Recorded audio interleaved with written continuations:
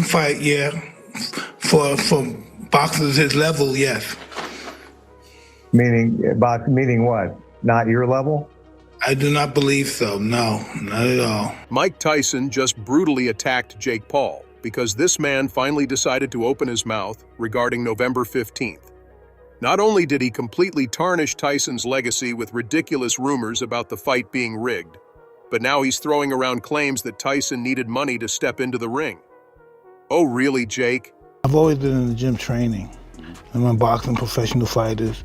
I'm just, activity is great. I had 15 fights in 1 year when I was younger, and I think activity is great, but I'm prepared.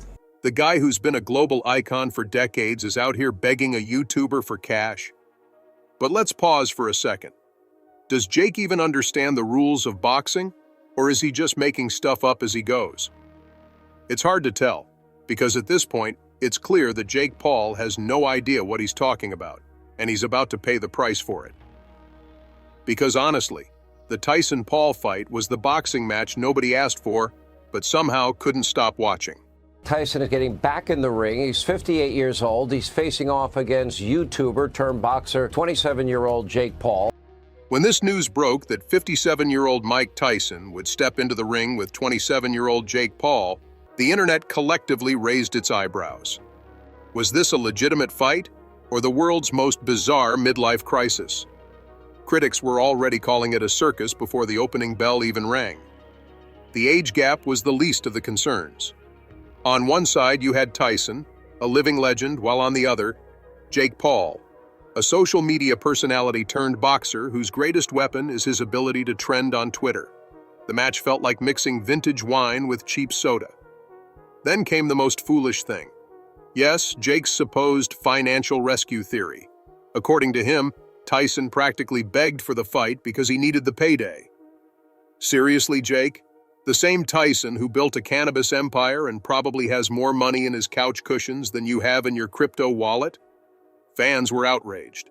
There is an alleged script leak. This has not been confirmed. Take it with a grain of salt. No one knows if this is real. But just when the fight hype was dying down, enter the script leak. This wasn't some sketchy Reddit post either. It was a fully detailed, round-by-round breakdown of how the fight would supposedly play out. Tyson starts strong with his iconic bob and weave. Jake weathers the storm, and by round 5, Tyson hits the mat after a perfectly timed right hook. Sounds like something cooked up in a Hollywood writer's room, right? Fans couldn't believe how specific the script was, and how disturbingly close it came to what actually happened. Tyson looked slower, Jake more precise. Even the part about Tyson getting cut above the eye matched reality. Suddenly, the fight felt less like boxing and more like WrestleMania with better PR. That love Mike, and despite what he said in that interview with the girl about the legacy, we love him and his legacy. Meanwhile, Tyson stayed suspiciously quiet.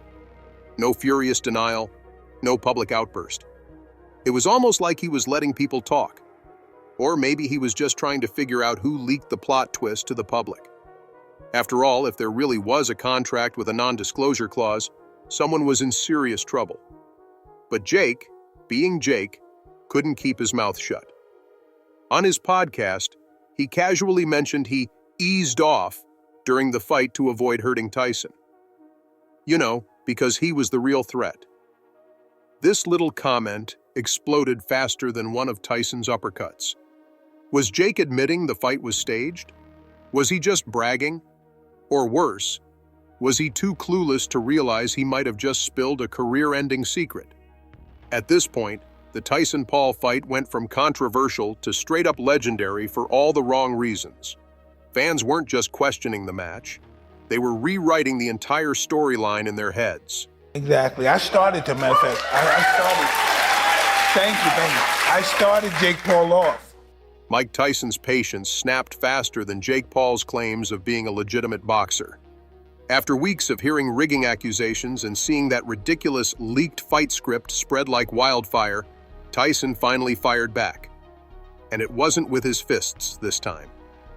In an interview with Fox Sports Radio, the former heavyweight champ dismissed the rigging rumors, declaring it was a real fight.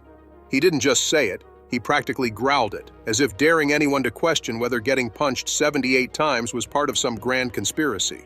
And let's be clear, Tyson wasn't just brushing off the allegations. He was seething. But Tyson's point was simple. You don't fake waking up the next day feeling like you got run over by a cement truck.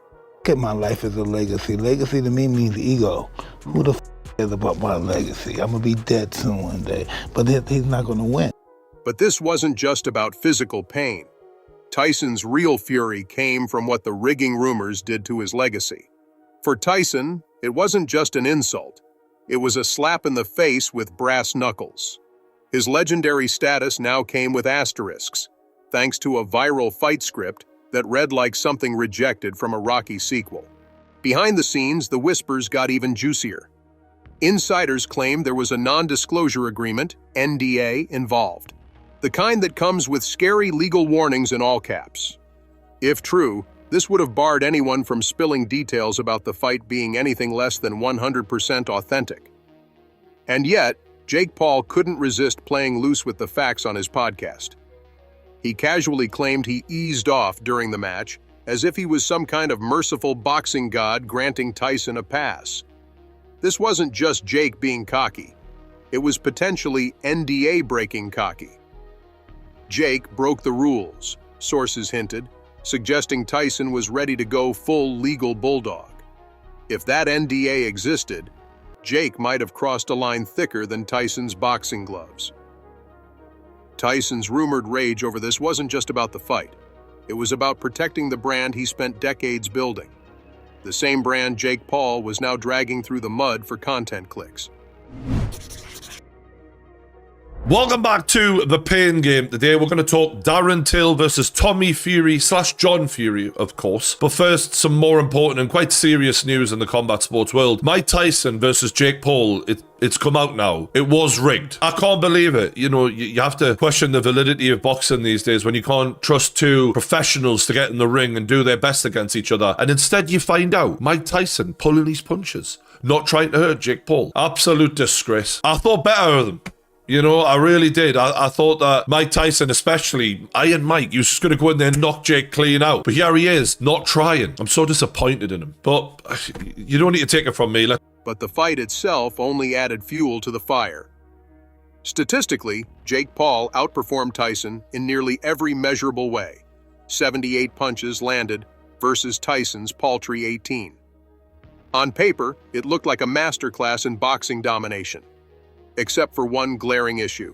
It was Mike Tyson, the man who knocked out legends with fewer punches than that on his worst days. Seeing Tyson struggle to connect even a few clean shots felt like watching Superman lose a wrestling match to SpongeBob. Yet, ringside footage told a different story.